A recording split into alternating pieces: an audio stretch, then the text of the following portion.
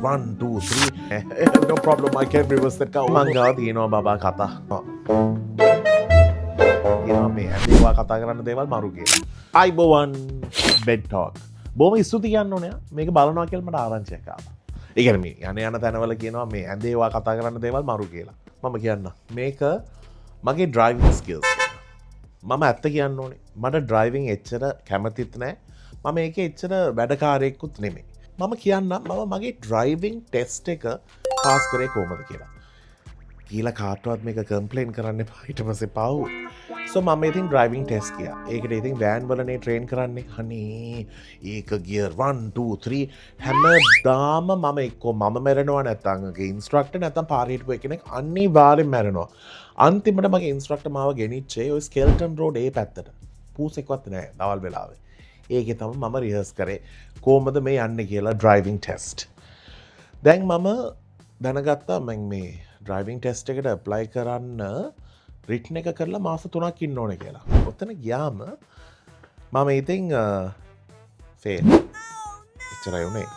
ඔතන හිටපු එකනේ දැන් දැක්කා මම ඉතින් පොඩ්ඩක් මේ පිස්සෙක් වගේ මොනවද දන්නේ නැහැ වගේ බලාගෙන ඉන්නකොට ඌ ඇවිල්ලා හා සොයා මේ මේසේ මේම කරනවා. අනේ ওই ටික උත්තර මම දන්නේ මම ඔච්චර මෝඩයෙක් ඌ මට දුන්නේ උත්තර කියලා දන්නේ නැතෝ මම කිව්වා මට තේරෙන්නේ නැහැ කියලා. එයා ඇත්තට මේම තමයි කරේ. ඒක පොඩි එක්ස්ට්‍රා එකට. මේක ඒ කාලේ හා. ඊට පස්සේ දැන් ඩ්‍රයිවිං ටෙස්ට් එකට ඇවිල්ලා මට මගේ ඉන්ස්ට්‍රක්ටර් කිව්වා අනේ දනු පළවෙනිටම ඔයා යන්න එපා. because පස් දෙනෙක් හය දෙනෙක් ඉන්නවනේ අපිත් එක්ක. because පළවෙනි එක්කෙනාට තමයි තියෙන්නේ ඕකේ මෙහෙම හැරිලා ඇවිල්ලා ඕ මේ යන්න ඕනේ ඩ්‍රයිවිං ටෙස්ට් එක කරන්න තැන එයා කිව්වා අනේ. එතකොට පාරම කෙලින් තමයි යන්න තියෙන්නේ කියලා. සම දෙවෙනි එක්කෙනා විදිහට මම ගියා. මම යාතික පොඩි ටෝක් එකක් දාගෙන අයියෝ එයා කිව්වා දැන් හරි ගියර් 3 වලින් ගියර් 1 එකට දාලා පාක් කරන්න කියලා. මම පාකින් එකට ප්‍රෙස් කරා තමයි ඔය පිටිපස්සේ හිටපු පස් දෙනාම ඔය ඉස්සරහා හිටපු මිරර් එක ගාව. මේම අනේ මම ඉතින් කිව්වා සෝරි පොඩ්ඩක් එක්සයිටඩ් වුණා එතන පාරේ එක්කෙනෙක් යනවා එයා යන්නේ මේ බතරමුල්ල කොහෙද මම මේ පිළියන්දලේ ඕම නැවතුනේ. කොහොමත් හරි මට එයා පාස් කියලා දීලා කිව්වා ඉන්ස්ට්‍රක්ටර්ට කරුණාකරලා මෙයාව ආයෙමත් දාන්න ප්‍රැක්ටිස් කරන්න නැත්නම් මෙයා මරයි කාවා.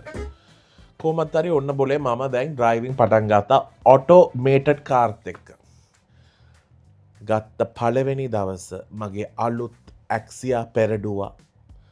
අනේ චූටි බට් එක. ඒ කියන්නේ මාව කාර් එක මට වැඩිය පොඩි. කොහොමත් හරි මම ඒකේ තමයි ගියේ.